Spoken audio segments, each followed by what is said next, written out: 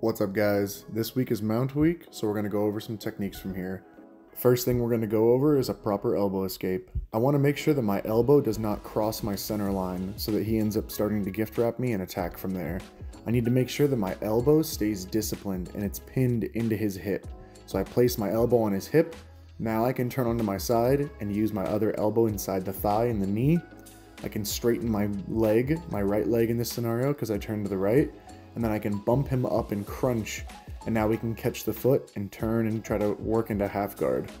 Important details on this one: disciplined elbow, meaning my elbow stays there and it holds him there while I rotate on my side. I keep my elbow disciplined, I flatten my leg on the mat, not on top of their leg, and then I crunch my body. It's a core movement, like a crunch, like you're doing a sit-up. It's like a crunch. You turn on your side, flat leg, on the mat, make sure it's on the mat, disciplined elbow. Now I have one elbow inside the thigh, and now we crunch. We pull our knees to our chest while we crunch. The elbow and the knee meet in the middle, and now we're going to force our partner into half guard. I don't like to push with my hands. I like to use the inside of my elbow, make it more of a core movement than an extension with my arms.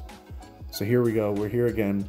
One frame across the hip, disciplined elbow, meaning it doesn't cross the center line. Leg on the mat, elbow inside of his knee. I do a crunch, and I pull my knees to my chest.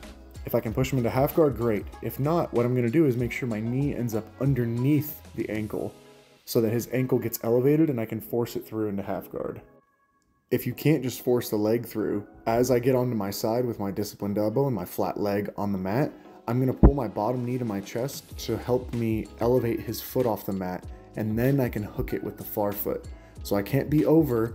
If my leg is on top of his leg, I'm going to be pushing into myself. It's flat on the mat. I push and I pull my knee to my chest, and then my heel hooks his ankle as I pull my knee to the chest. Knee to chest, heel hooks the ankle. Now I can frame into half guard, rotate, and start fighting from half guard. My uki asked what to do if they have the grapevine or they're hooking on my legs. I'm going to take both my knees and turn them to the outside and extend the outside leg. Now I can either flatten it, or I can use my free foot to now stomp on the extra heel, and now I can straighten that leg and put it on the mat so I can start elbow escaping.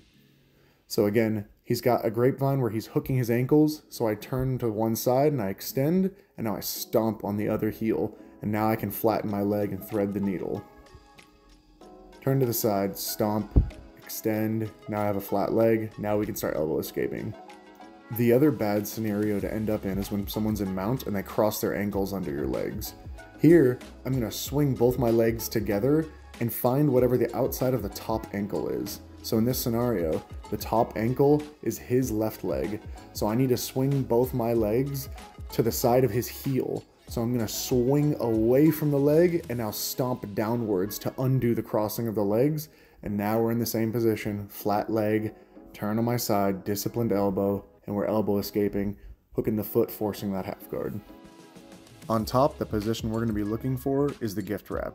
So whether I walk my opponent's arm overhead and now I reach behind his neck and grab the wrist, I'll show it from the other side. I take an underhook and I walk the arm overhead, and now I reach under his neck and I grab his wrist. We have the gift wrap. Or if my partner does the elbow escape, which we talked about earlier in the video, but they have a non-disciplined elbow, meaning their elbow past the center, now I can just force his elbow in front of his face, reach behind the head, and grab the gift wrap. So even if his elbow's in the center of my body, that's not enough. It needs to be on the far hip. Now I can just place my chest or my stomach behind his tricep, drive forward, push on his elbow, feed it behind the head. Now I have the gift wrap, and now we can start looking to attack. The first technique from here that we're going to go over is taking the back. Once I have the gift wrap, I'm going to take my knee and slide it on the mat in an arch really high. If I don't do that and I just sit to my butt, my leg can get caught behind the back. It's too low here, right? So it's very difficult to throw my second hook in. And I have long legs, so it should be easy for me. So to make this super easy, I'm going to slide my knee as high as we can. And now I'm going to pull the grip to my chest really tight. And now I sit to my other hip. Now a secondary hook is very easy to acquire, and I'm so high, it's easy to start looking to immediately trap the arm to start looking for submissions. So once again, we're in mount. Whether I forced it by walking the arm overhead or my opponent had a non-disciplined elbow, we end up in the gift wrap. This next one's going to be the head and arm choke. I get to the gift wrap position, and now I shoot my arm deep behind the neck, and now I pop off to basically side control. We connect our hands, we sink our chest, and we sprawl and slowly squeeze for the finish. I'm going to show it from the other side. I'm going to punch my arm. In this scenario, it'll be my right arm. Take the gift wrap, punch the arm deep, come off to the side, reach deep on the neck, maybe lift the neck up to help adjust, sprawl and drop my weight and squeeze for the finish. This next series is one of my favorite. I get to the gift wrap and I grab the hand behind the head. Now I take my free hand and I pin his wrist to the mat. Now I'm going to take my foot and replace my hand by stomping on their forearm or their bicep to pin their arm to the mat. So I use my foot on their forearm or the bicep, and now we can attack arm bars and triangles. If I want the arm bar, I'm going to fall with my head facing towards the legs, and I'm going to step over the head, and I'm going to go for the arm bar. If I want the triangle, I need to lean a little higher. So I'm going to pick his neck up, and the back of my knee is going to bite on his neck, and I'm going to lean high, and then my forehead's going to come down on the mat, and we're going to lace the triangle choke. So again, we're here. However I get the gift wrap, maybe I force it this time, reach behind the head, push him onto his side.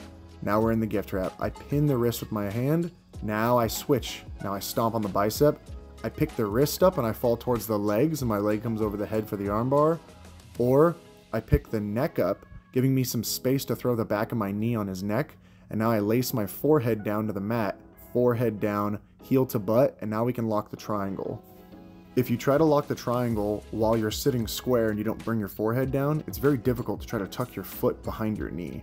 So what we're going to do is bring our head down and bring our heel to our butt. That lifts it off the mat and gives us the space to work with. So now we can put our foot behind the knee and now we can squeeze and finish the triangle choke.